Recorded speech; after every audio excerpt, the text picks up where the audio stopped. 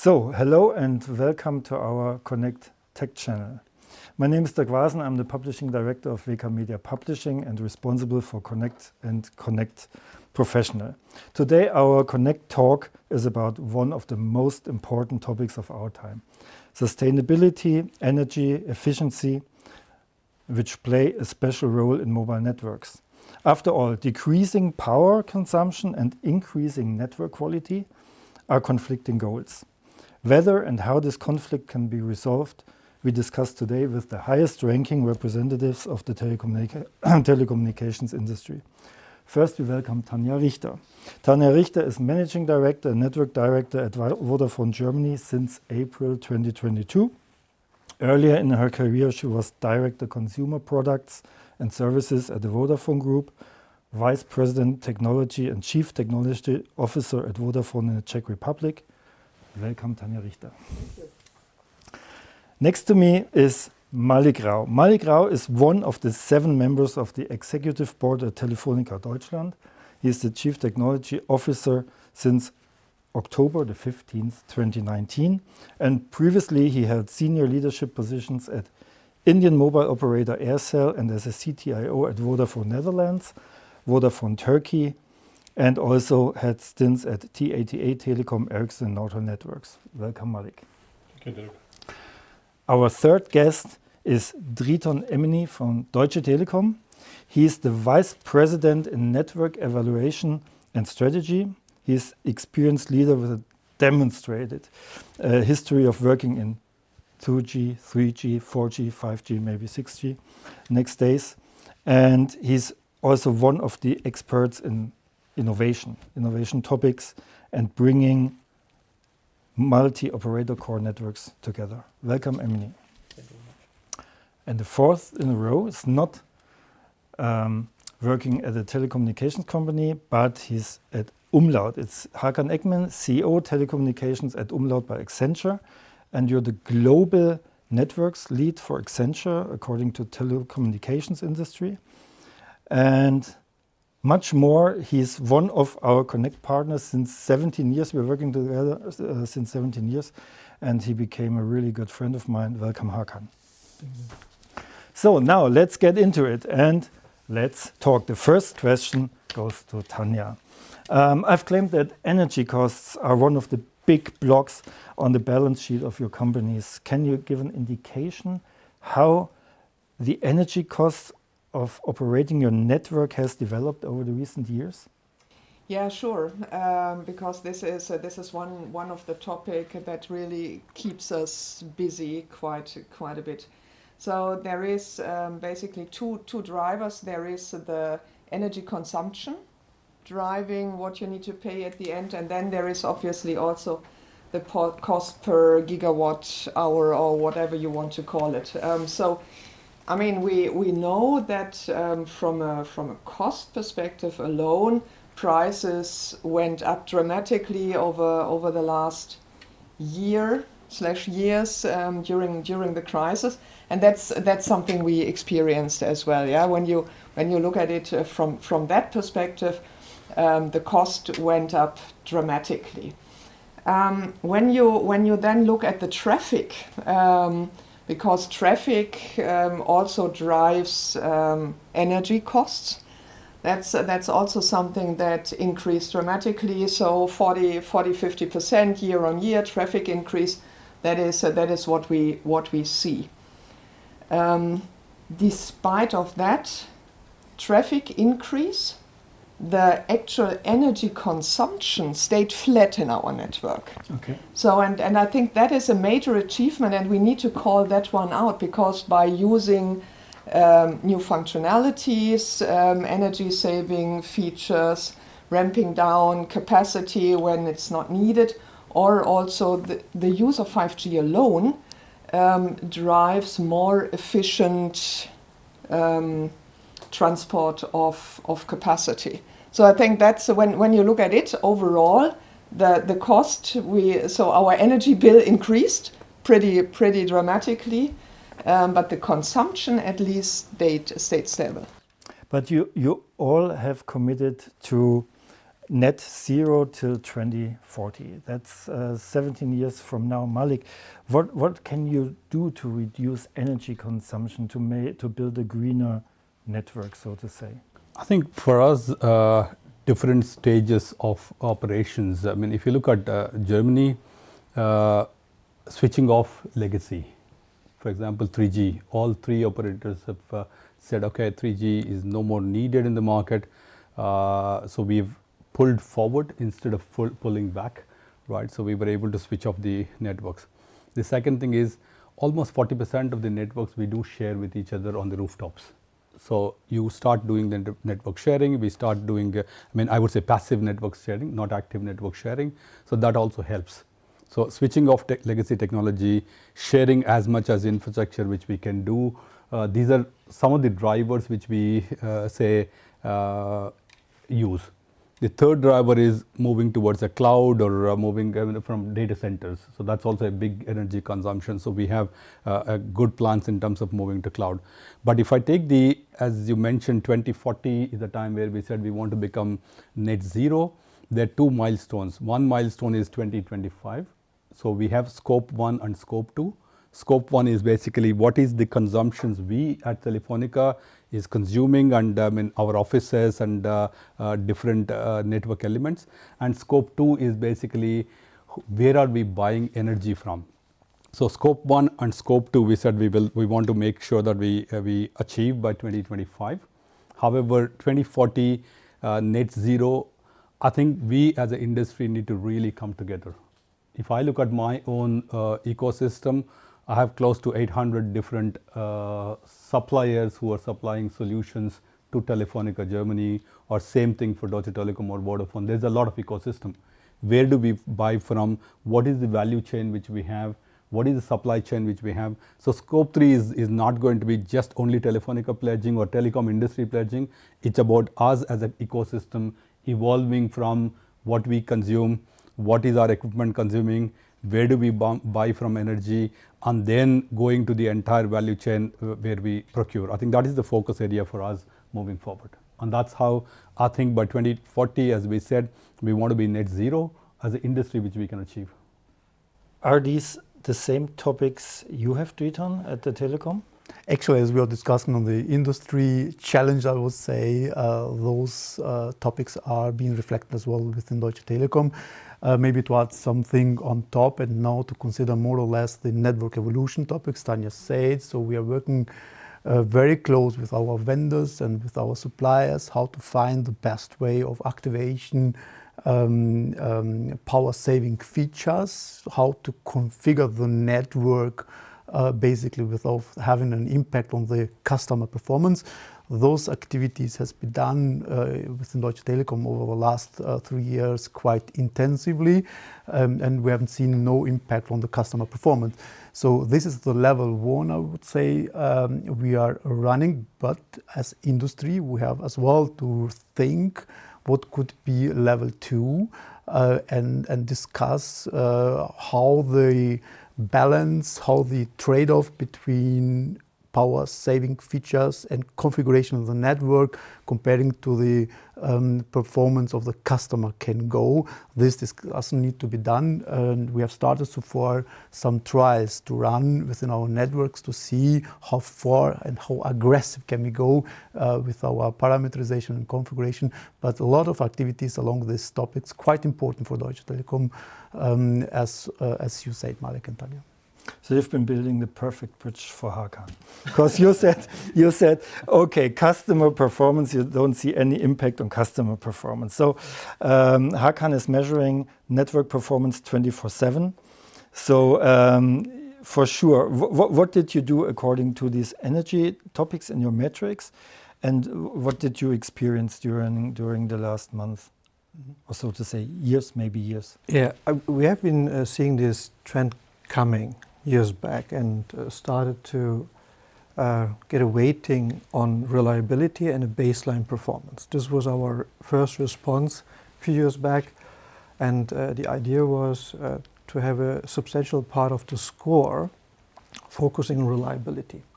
This was in the mobile and the fixed network. And when we look to our framework at the moment, around 53% of the scores in the mobile field is regarding baseline performance and reliability. In the fixed network is even 57%.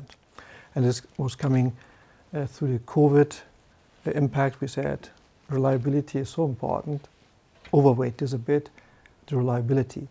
At the moment, when I see the trend over the last 12 months where all the operators here in Germany have started implementing already measures and actions, I have to say we don't see major impact in the reliability KPIs. Indicatively, doing a really good job. And when we look to the way forward, we started to recalibrating our framework that it's becoming even more important here. I think the spectrum efficiency is one of the KPIs we should look into. And the second metric is the performance per radiated watt. Because at the end, when we come out with an update of the framework, and we know that reliability is even more important, then we should look into deeply into KPIs to have something in place which is accepted by the industry. That's the first initial response. Tanja, would you agree that the customer agrees with I accept or I demand more greener networks, and I don't care so much for the last mile per hour on speed? Yeah, we actually asked our customers exactly that some time ago, and we were actually a bit surprised because more than 60% of our customers said they do care, and it is very important that they use a very efficient, energy efficient, sustainable network. So and I think those two can go together, Hakan, as you said. So not necessarily a spectrum efficient usage of the network means that we have a high customer impact. Yeah, the customer wouldn't necessarily know, but we were discussing the energy saving functionalities where we all basically take out some capacity that is not needed overnight, and now we are starting to use it even more focused where we see that the capacity might not be needed. I think we need to think more along those lines, and Hakan, as you said, I think we also need to measure more along those lines. I think there are certain use cases we can address, as Tanja said. We have especially in the stadium area. So if we see how often Allianz Arena is being used and how the network performance is available anytime, I think those kind of use cases can be considered in terms of power, sleeping mode, functionalities, or even shopping malls. Now, additional information. So the networks are being evolved or evolved means we are adding sites, we are expanding our networks, thousands of sites per year on a horizontal to cover white spots or even to provide more quality sites. Even on the vertical means more layer. And all of these activities are generating more power, or power is more needed actually. And all of these activities around the power saving feature activation help us to compensate this energy consumption which is needed to run still a very stable network. And maybe also to build on that, to give an indication, when we did the pilot on 100 stations, saying, well, actually the potential of saving is what 3,000 households use a day. That's the daily saving. So basically we can save the energy that can then be used by 3,000 households. So that is, and that was only a fraction of our network. So I think the potential is huge actually. That's true. I mean, if you look at it individually, all of us are doing it. I mean, in the sense, optimizing everywhere, but also collectively as an industry, I think what we are trying to do, for example, gray spots sharing, right? Between Deutsche Telekom, Vodafone, Telefónica, we share the gray spots so that we don't repeat the infrastructure and we don't consume that a place where you don't need to put too many sites. So I think these are the initiatives individually we do and collectively as an industry, which we should we continue to explore different options. To explain it to the viewers, readers, listeners, it's like you have to keep a car running 24/7, whether it's driven or not. That's the problem. Absolutely. And you've got regulations to keep this car running. Absolutely, because we said, okay, as per regulation, yes, we have to deliver a 100 megabit per second kind of constant speed, which is needed in all our cell sites. Possibly if customer is not using, that's where we don't need to radiate all layers. We radiate only one layer. When customer wants it, then you switch on the rest of the layers. So it means there is definitely a lot of understanding has to happen between regulation, between us, and how do we bring the value to the customers. Can Hakan, I'm not sure whether you can describe it, but you're quite into detail, and you analyze shopping malls or something like that. Can you see differences there? Can you? Yeah, we recently looked into special deployed areas like IKEA shops and similar buildings, and we see that for maybe 5 or 6 hours there's a peak in traffic, and the rest of the time there's no usage of these special solutions deployed. I think here you can easily gain efficiency in using this on demand. That is an example. One comment regarding the 100 megabit, Mallik.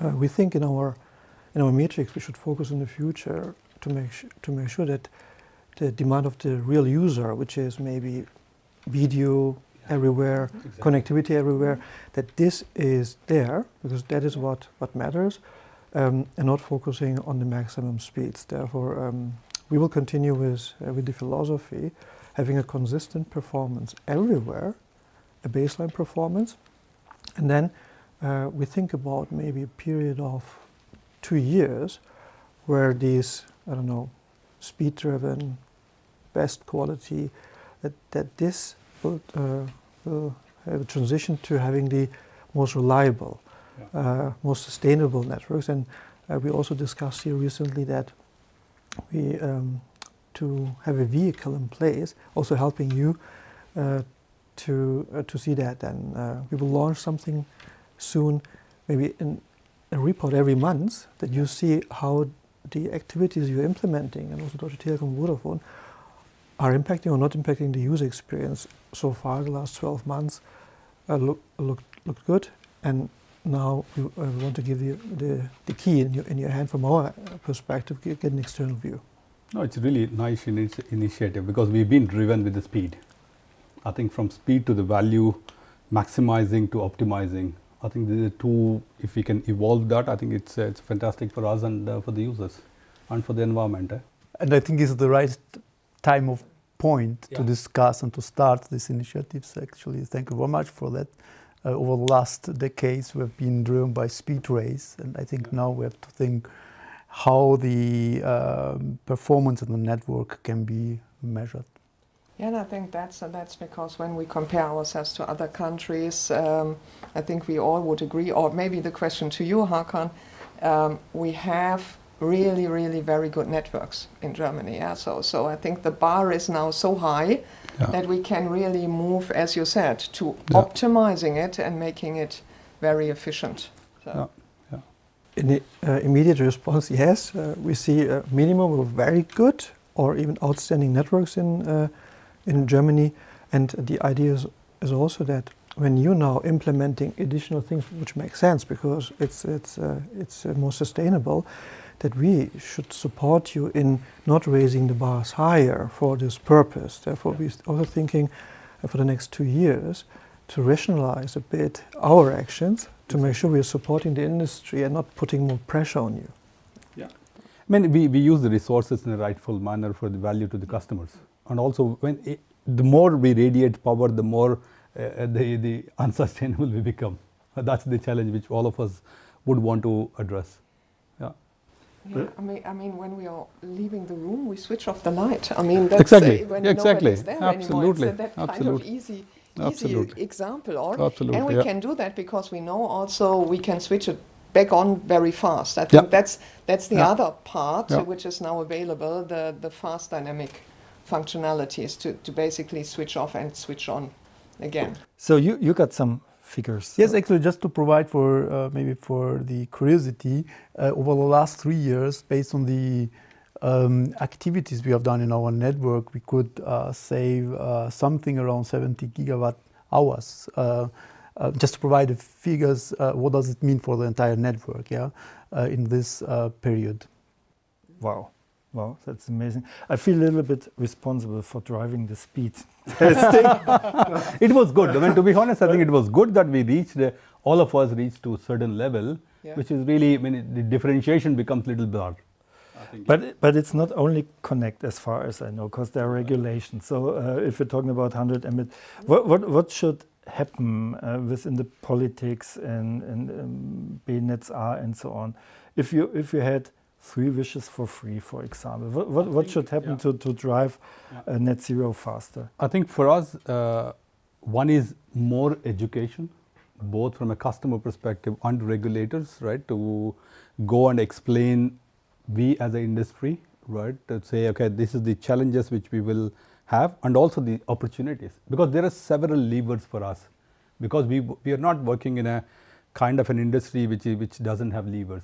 Everywhere we have levers in the base stations with automation, levers in transport network, core network, data center, everywhere we have levers. I think if we can communicate to the users, because we have communicated last decade is about speed, right? I have the fastest network, I have this, and that is how we communicated. I think that narrative has to change for us, and also from a regulation perspective, the common denominator has to be user experience, not necessarily that you have to have this is the mandatory experience or the minimum experience. It's optimum experience. These are the 2 wishes I would say I have. Maybe my colleagues can expand more.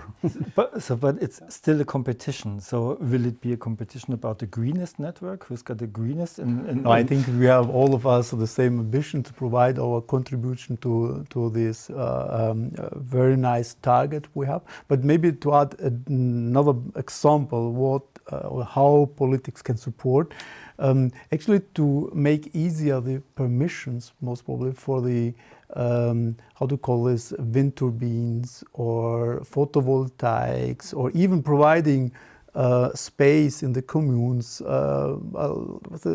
Communes have a lot of buildings with a flat rooftop, and a coexistence between photovoltaic and our network infrastructure could be a solution, or additional solution actually, to achieve all of the stuff. Means to produce by own the power we need to run our networks.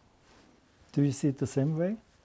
Yeah, I do agree. I mean, it's, I think, two perspectives to that. One is, can we somehow combine the build?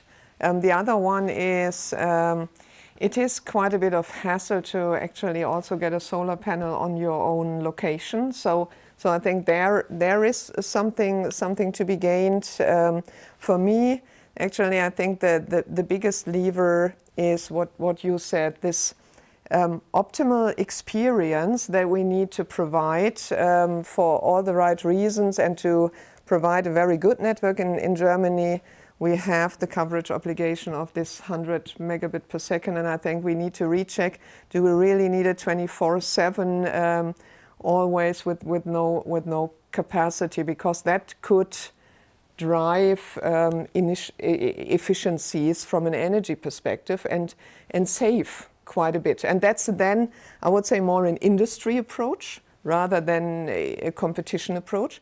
But I think we are all happy to then get benchmarked and see who is more energy efficient or who is more sustainable from a network perspective. That's a good thing, yeah, because it's good for the society. It stretches us. Basically says, yeah, it's really good when we do a bit more or you do a bit more, and then we learn from each other. Yeah, exactly. So driving the competition and our energy and creativity in the right direction.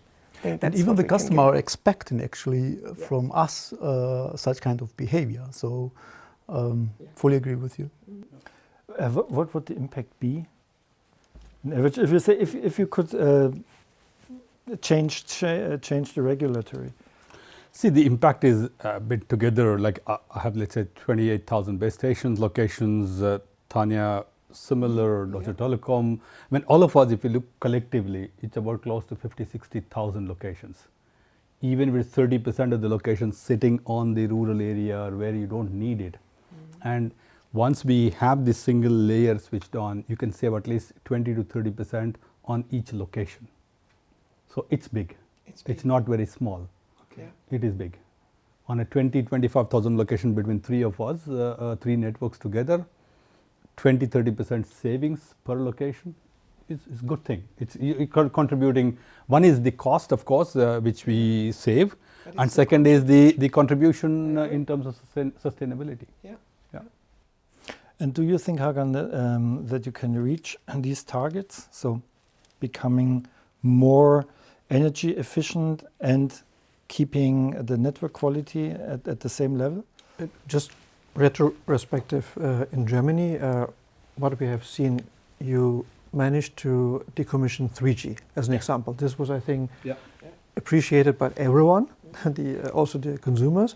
And at the same moment, the users had more mobile broadband because you have been able to deliver minimum 4G to the same users. Means in that moment, a huge efficiency gain, better performance, plus for sure the individual measures. And we have seen the same moment also with for sure the score mechanism we have where the reliability has already 50% relevance, see that it was raising up, means just the fact that you disabled 3G impacted the performance and the reliability heavily. And when I look forward, and your question was, is it achievable? I think when this continues, and also we help a bit with the advisory to show you a bit a mirror, putting more focus even on reliability, I think will be helpful. I'm sure, yes, the answer is yes. I'm sure in Germany the operators will reach their targets. I mean, let's say having achieved good networks between all three of us, there are a lot of people. It's all about people. It's all about the skills. Today we have put in a lot of effort in terms of optimizing every bit to get the maximum of every bit we are transmitting or every base station we are putting. All those efforts can really, all the engineering efforts between all the organizations can really transition and say, how can we build sustainable networks, sustainable future, not maximizing every place. And the time is working for you. When you look now, AI is coming, automation is coming. You have now a new vehicle where you can speed up, gain speed. For sure, there are also other side effects coming with AI and automation, but this is now the enhancer for you to even take more actions. Exactly. But what can the AI do? So part of AI is already included in the functionality that comes basically off the shelf. But then you're basically looking at the traffic, the normal traffic distribution over time. You can look at in real time what is the current traffic and basically map it, and also look a bit ahead of time because you know how the traffic will evolve over the next hour.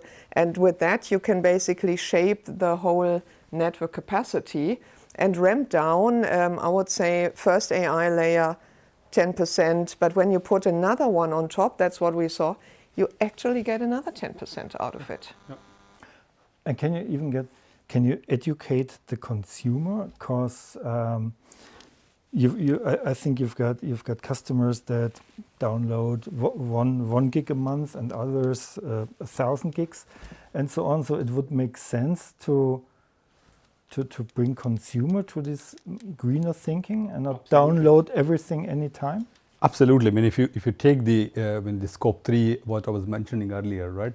It's the consumer who has the devices. Right? If people are able to use longer the device, the better for this environmental sustainability on one side. So consumer is also a significant portion for us in terms of not just only devices and the consumption. Now you have optimal users, you have maximum users. I mean, this is the usage pattern. You can't do much about it. However, do you need to deliver, let's say, Ultra HD every time for everywhere? And those are the things which we have to have a lot of maturity in the industry between us, customers, and also, let's say, the enterprises and our supply chain. So it all has to be co-created. We can't be able to find a solution ourselves. I think that is what it comes to my mind. Actually, just to confirm that, so actually we are part of the chain and we are playing most probably a big role on 80-90%, but for the remaining 10% we have to think on the end-to-end solution. But today you can buy green energy. So, but I don't remember a green tariff. Could be a solution too. So why not? If you're a consumer who's tending to be, that's clear. So actually, for Deutsche Telekom is operating worldwide, by the way, the network by 100% with the Ökostrom. And your question I will address to our marketing people. Okay. No, but it makes a big sense. It makes a big sense for a green tariff, which can be people who are conscious, might be interested to take the tariff. I mean, with a optimal experience, not necessarily maximum experience. Okay, so we are coming close to our last 5 minutes and our last 4 statements. So, and we said it's more easy to take it in your preferred language than in English. So I'm going to switch my language within the next 5 minutes. So the last question is, what does it mean for your company, Mallik, to make your mobile network more environmentally friendly? For me, I mean, for Telefónica globally and also Telefónica Germany, sustainability is the core of the business now. It's no more just you maximize everything. It's basically pulling everything, get optimal experience, and do good for the society and people. So I'm super happy to play a part because technology consumes almost 70-80% of the overall footprint of Telefónica. So keen to participate and keen to drive this initiative with you in terms of going from maximal to optimal. Thank you. Tanja, auf der Vodafone-Seite findet man schon jede Menge Informationen zu ESG. Aber zusammengefasst, was bedeutet es für die Vodafone, umweltfreundlicher zu werden? Ja, wir schauen natürlich auch, was braucht unsere Gesellschaft. Und wir haben gesagt, Digitalisierung hilft, glauben wir, nachhaltig Energie zu sparen. Davon sind wir überzeugt. Und unser Netz ist natürlich die Grundlage, eine der sehr wichtigen Grundlagen für die Digitalisierung in Deutschland. Und auch die Grundlage muss halt entsprechend umweltfreundlich sein. Ne? Deshalb senken wir halt kontinuierlich unseren Energieverbrauch, da der Technik-Energieverbrauch die 80% ausmacht, indem wir tatsächlich versuchen, nur so viel Netzkapazität zur Verfügung zu stellen, wie benötigt wird, ohne die Customer Experience zu minimieren. Wir setzen die neuesten Technologien ein, weil auch das hilft uns, energieeffizienter zu sein. Und wir bauen das alte Equipment ab. Und das darf man nicht unterschätzen. Das ist ein Riesenhebel, den wir haben. Wir sehen das im Festnetz stärker als im Mobilfunknetz, aber auch im Mobilfunknetz ist es ein Riesenhebel. Und die Energie, die wir dann noch benötigen, die muss natürlich entsprechend 100% erneuerbar sein. Ist sie im Moment auch schon, aber für mich geht es eigentlich mehr darunter, Energieconsumption runterzunehmen, soweit es geht, und dennoch für unsere Kunden das entsprechend sehr gute Netz zu liefern. Vielen Dank. Tim Höttges hat ja schon auf der Startseite sein Statement ganz klar formuliert. Ich will es aber nicht wiederholen, sondern das macht lieber der Driton. Was tut die Telekom für? Ich würde tatsächlich das ergänzen wollen, weil natürlich unser CEO hat es aus einer globalen Perspektive für den Deutsche Telekom-Konzern das gesagt und das ist richtig, dass wir auch daran arbeiten. Ich würde gerne noch ein paar Statements im Zusammenhang mit der Netzentwicklung sagen. Wir wollen diese Ambition 2030 und 2040 weiterhin an diesen Themen arbeiten. Das, was Tanja und Mallik auch gesagt hat. Wir wollen bis zum Jahr 2030 10% dafür, also um das Netz zu betreiben, selbst herstellen. Wir haben ja gerade in München hier in der Marsstraße eine PV-Anlage gebaut und speichern dort auch die erzeugte Energie. Ein sehr starkes, innovatives Projekt, was wir hier gemeinsam durchgeführt haben und auch einen Beitrag zu der Münchner Klimapakt auch leisten.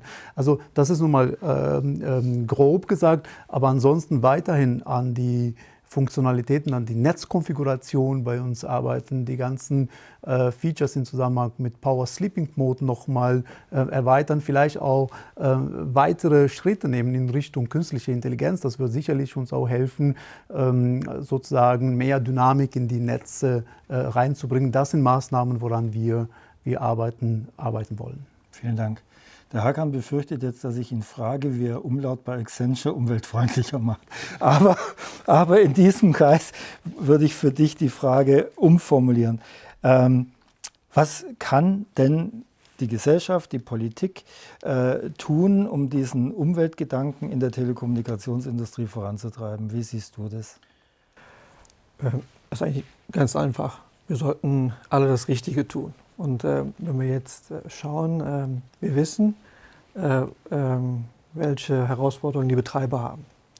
Wir wissen, welche zusätzlichen Anforderungen jetzt werden müssen. Zum Beispiel Stromverbrauch senken. Also Stromverbrauch senken und dann maximale Datenraten, das passt irgendwo nicht zusammen. Dann haben wir auch noch die Insights durch die Betreiber oder durch uns. Was möchte denn der Kunde eigentlich haben? Das heißt, die Anforderungen sind eigentlich andere. Das heißt, dort den Dialog zu starten nochmal mit der Authority, wie man dort die Anforderungen für die Zukunft vielleicht etwas rationalisieren kann, von anstatt Bestes, vielleicht das Optimale, hat, glaube ich, der Mallik eben mal kurz erwähnt. Was wir machen können natürlich ist, wir haben dadurch, dass wir eine Network Practice haben, natürlich sehr, sehr viele Insights, was passiert. In Scope 1, 2, 3, aber auch die ganzen Decommissioning-Aktivitäten wie 3G, vielleicht sogar 2G in Zukunft im Festnetz. Das heißt, es passiert viel. Und was wir machen können, jetzt die nächsten 2 Jahre, darauf zu achten, dass wir nichts tun, in Bezug auch hier Benchmarks und die ganzen Analysen, die Messungen, die wir machen, dass dort noch mehr Druck auf die Industrie ausgeübt wird. Wir sollten eher unterstützen, noch mehr unterstützen. Das heißt, wir werden die nächsten 2 Jahre noch stärker Fokus auf Sustainability legen, gleichzeitig aber die Messlatte nicht höher legen, das heißt die Messlatte, wie sie jetzt ist, verbleibt und dann, wenn wir Erkenntnisse haben, die Erkenntnisse teilen, zeitnah, wöchentlich, monatlich, müssen wir irgendwann mal so einen Modus finden, wie man sich dann austauschen kann, dass man auch nochmal einen externen Impuls gibt den Betreibern. Vielen Dank, Hakan. So, thank you all very, very much for this interesting 30 minutes. Maybe it's been a small step for Connect, but a big step for mankind, what we've been talking today. But I hope to see you soon within the next month or next quarter. Have a good time. Thank you so much. Good. You're triggering the engineers to start thinking about more on sustainability than engineering. That's good. Thank you. Thank you. Thank you very much.